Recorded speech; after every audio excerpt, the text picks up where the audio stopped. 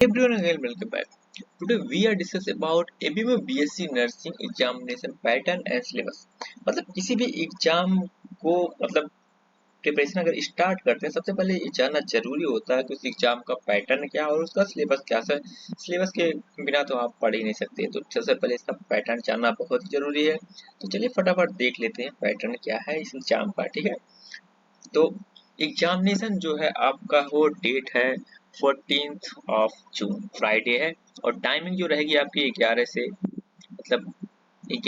2:20 तक। ठीक है, 200 मिनट यानी कि 200 क्वेश्चन है। पर क्वेश्चन के लिए आपको 1 मिनट मिलने वाले हैं। ठीक है, ओके।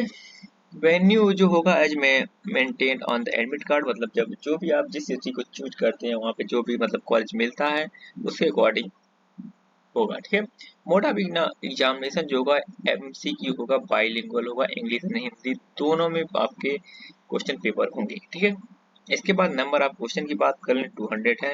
एंड मार्क्स की बात करें, every single correct response will get 1 mark each and no negative marking.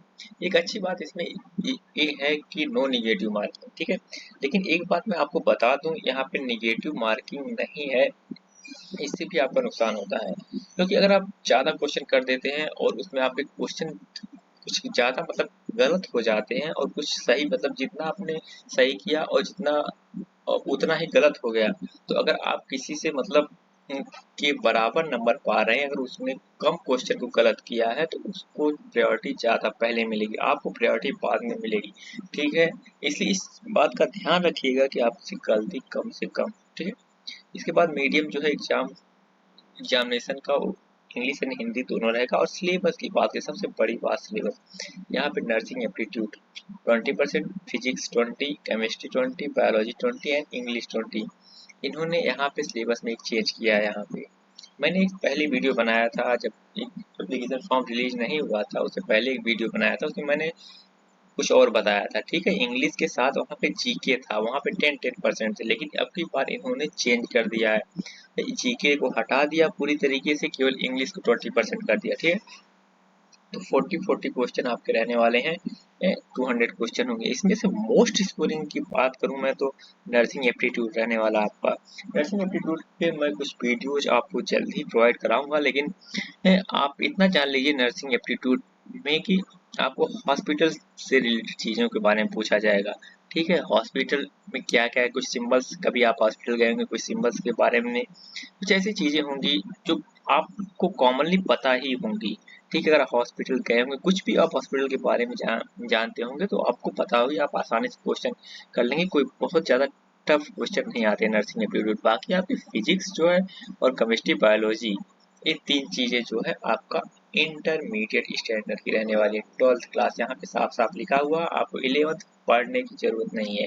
ठीक है, तो आपको 12th का ही सब कुछ पढ़ना है एकदम पूरा, वो भी एनसीईआरटी, 12th की एनसीईआरटी। ठीक है, उसके बाद मिनिमम क्वालिफिकेशन की बात करें, जनरल का 50% है, जनरल पीडब्ल्यू की बात करें तो 45, और ओबीसी एससी एसटी की 40%। इससे कोई मतलब नहीं है कि आपका क्वालिफिकेशन करने से आपको कॉलेज मिल ही जाएगा। गवर्नमेंट कॉलेज की बात करूं, प्राइवेट की नहीं, क्योंकि प्राइवेट की जो है कोई वैल्यू नहीं है। ठीक है, बाद में इस पे मैं एक सेपरेट वीडियो बनाऊंगा, importance of government college and importance of private college क्या है, तो उसके अकॉर्डिंग आप उसका बेनिफिट सोचिएगा। ठीक है, यहाँ पे क्वालिफाई करने से कुछ नहीं होगा। तो 200 क्वेश्चन है, आप 50% लाते हैं, 100 नंबर ले आते हैं, तो आपको उससे कॉलेज, कोई भी गवर्नमेंट कॉलेज नहीं मिलेगा। 130 प्लस नंबर आपको लाने ही होंगे, तभी जाके आपको गवर्नमेंट कॉलेज मिलेगा। ठीक है, तो यहाँ पे इस बात का ध्यान रखना होगा। अभी आपके पास 2 महीने है, 2 महीने काफी ज्यादा टाइम होते हैं कि पूरी तरीके से रिवाइज करने के लिए। 2 महीने नहीं है, उससे कम ही आपके पास टाइम है, आप कैलकुलेट कर लेना जितना भी टाइम है। लेकिन ठीक है, यहाँ पे एक मोस्ट इम्पॉर्टेंट इंस्ट्रक्शन दिया हुआ है, instruction followed by examination centre. Reporting time 9 o'clock है, 9 बजे तक आपको पहुंच जाना, 2 आवर पहले, 2 घंटे पहले।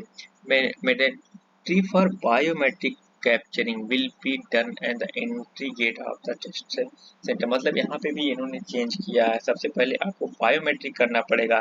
वो आपके आधार के नंबर के अकॉर्डिंग, आपको थंब इम्प्रेशन देना पड़ेगा सब कुछ, उसके बाद आपको एंट्री देंगे ये लोग। ठीक है, तो आपको ये सब तो बात की बातें हैं, अभी आपको प्रिपरेशन पे ध्यान देना होगा। उसके एडमिट कार्ड रिलीज होगा तब इस चीज़ों पे बात करेंगे, आपको क्या है टेस्ट कोड क्या रहेगा और सारी चीज़ें। बाकी अभी तो आपको सबसे पहले प्रिपरेशन पे ध्यान देनी होगी। सबसे पहले आपका सिलेबस जो है nursing aptitude, physics, chemistry, biology और इंग्लिश थोड़ा सा टफ आती है, इस चीज़ को ध्यान में रखिएगा।